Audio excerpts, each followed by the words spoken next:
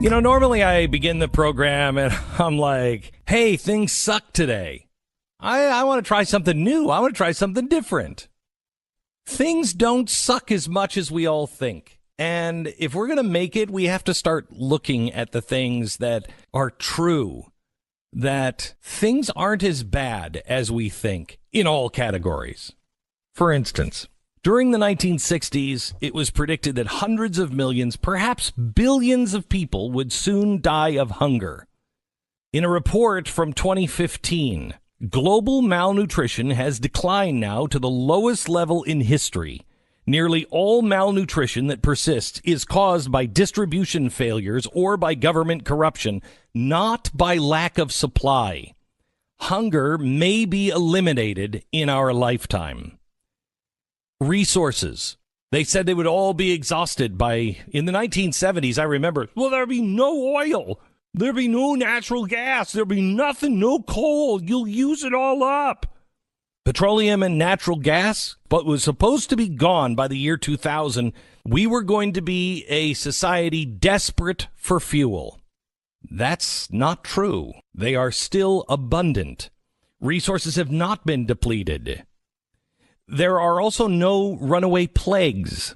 Unstoppable outbreaks of superviruses and mutations were said to menace a growing world. Instead, now listen to this, nearly all disease rates are in decline, including the rates of cancer. I don't know, there's something going on. Cancer's getting so bad, everything's causing cancer. It's all in decline. In 2000, the U.S. Center for Disease Control and Prevention reported that infectious diseases have declined so much that obesity is killing far more Americans than germs. Death rates from infectious disease have fallen in nearly all nations, including the poorest. In almost all nations, the human family is now living longer while suffering fewer heart attacks and strokes. Even in the poorest of countries in the world, there is no sign that longevity increases have peaked. The Western nations are also not choking on pollution. You remember? Well, you're not going to be able to see acid rain.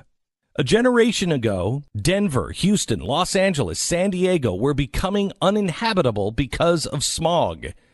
While air pollution in many areas of the United States and Europe did widespread respiratory damage, that's not the case. Today, in Los Angeles, the air quality now has improved so much that the LA basin goes years between serious air quality alerts. While in 2014, San Diego had its lowest smog level since record-keeping began. Nationally, since 1990, winter smog is down 77%. Summer smog down 22%. By the way, this is all achieved while our population was growing. As recently as the 1980s, acid rain was expected to destroy the forest in the eastern United States and central Europe. Since 1990, sulfur dioxide, the main cause of acid rain, has decreased by 81% in the United States alone and sharply down in Europe. The Appalachian forests in the United States and the Black Forest in Germany are in the best condition they have been in since the 18th century. For those who don't know how the century works, that's before our country was founded. Water pollution. In most developing nations, the trend lines are toward less air and water pollution, even as more people are alive, engaging in more economic activity. The economy is driving everyone nuts. But can we take a moment and just see how resilient this economy has been? Yes, it's been turbulent, and I've been vomiting in an air sickness bag for a while. But there hasn't been the global crash that we expected. May it come? Yes, it might. But we haven't had a major global crash since the Great Depression 80 years ago. Living standards keep rising for almost everyone, especially for those to whom the trend is most important, and that is the poor. Goods and services are now in ample supply. In almost every year, global per capita GDP sets a record. Middle-class income growth is soft throughout the Western nations. But middle-class buying power, which matters more than pre-tax income, continues to rise. Yes, there is a shrinking middle class, but in the United States of America, the number one reason is because the middle is shrinking because large numbers of people are moving up and not down. The global economy. In one respect, we can't observe it in the United States or in the European Union. The developing world, indigence, is rapidly beginning to be reduced. In 1990, 37% of humanity lived in what the World Bank defines as extreme poverty. Today, that number down from 37% to 10%. Now, that may not make us feel good in, the American upper Midwest or the northern part of England who has lost manufacturing jobs. But the same forces that caused a relatively small share in the United States and United Kingdom to experience economic distress also caused a gigantic reduction of suffering in Africa, Asia, and Latin America. The decline of developing world poverty should be viewed as the focal story of the last quarter century. Because we're not observing it ourselves, it's gone unnoticed. Crime and war, it seems to be everywhere. Things are more dangerous. The world is at war. A generation ago, as murder rates rose and the superpowers were stocking our arsenals, and the horrific future of acid rain, smog-filled cities, Philip K. Dick kind of cities from Blade Runner, violence-ravaged cities, and constant warfare seemed like where we were headed. But since 1990, crime rates have declined sharply in the United States and many other nations. In fact, Central Park after dark is now as safe as Yellowstone Park at noon. Let me say that again. Central Park, New York City, after dark is now as safe as Yellowstone Park at noon.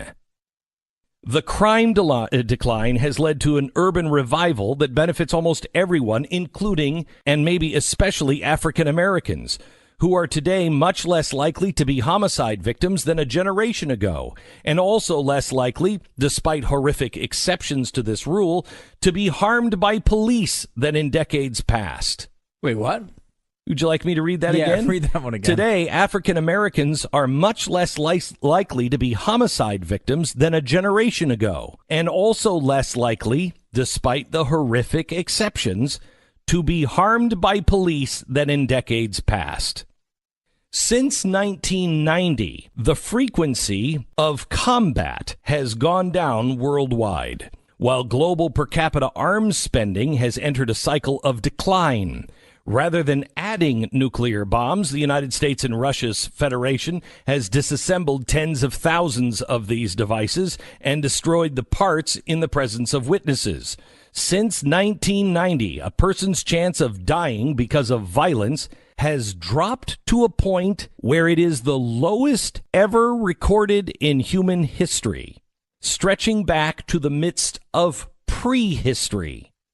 That holds a pretty powerful punch, considering that in our day today, the wave of Islamic terror attacks in Europe, the mass shootings in America, it is the lowest since prehistory.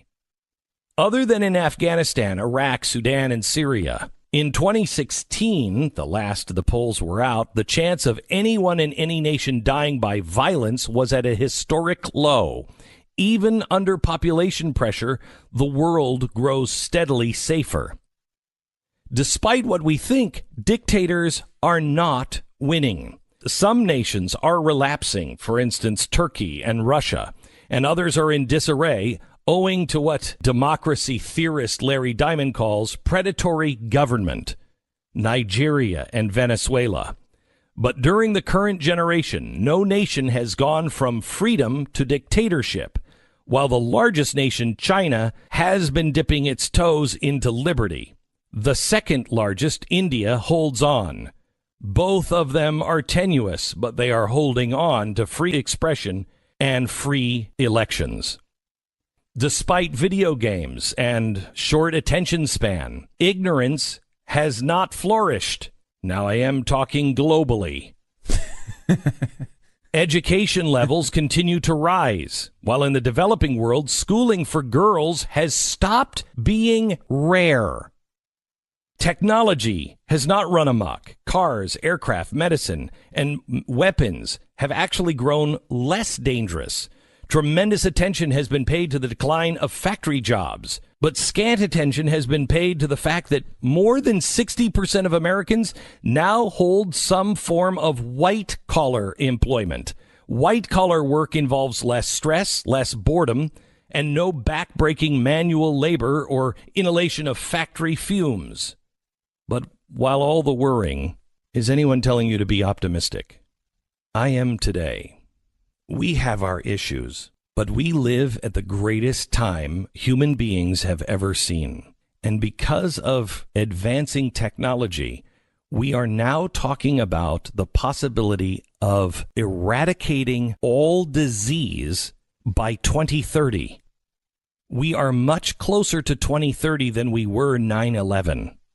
All disease could be gone by 2030. We live in extraordinary times. We have to stop eating each other because there's plenty of food to go around now. If we can just do that, if we can stop eating each other, if we can start using reason, fix reason firmly in her seat and question with boldness and listen to each other and accept it. Yes, there are bad guys and there are people here in our own country that don't like what we have. And there is a force that is trying to stop this globally, and we have to fight and stand against it. But the average person is better off today than anyone has ever been since the beginning of recorded history, in almost every category. Today, start your day saying, you know what? Things aren't as bad as I somehow or another, for some reason, feel they are. And maybe I only feel that way because I'm listening to people who want to feed me fear. By the way, all of those stats can be found in the prologue of a new book called It's Better Than It Looks, Greg Easterbrook. Amazing. That is the most important story that humanity can tell. It's the greatest human achievement of all time. And what we you just discussed. missed it. Not only have we missed it, 70% of people think poverty has gotten worse in the last 20 years. 70% of people. And through what you just described, which is basically the best thing that's ever happened to humanity when you talk about just human improvement. It's why I've been saying lately off the air, and I need to say it more on the air, we're throwing the baby out with the bathwater. We have problems, but there is a baby in that bathwater, and it's a really good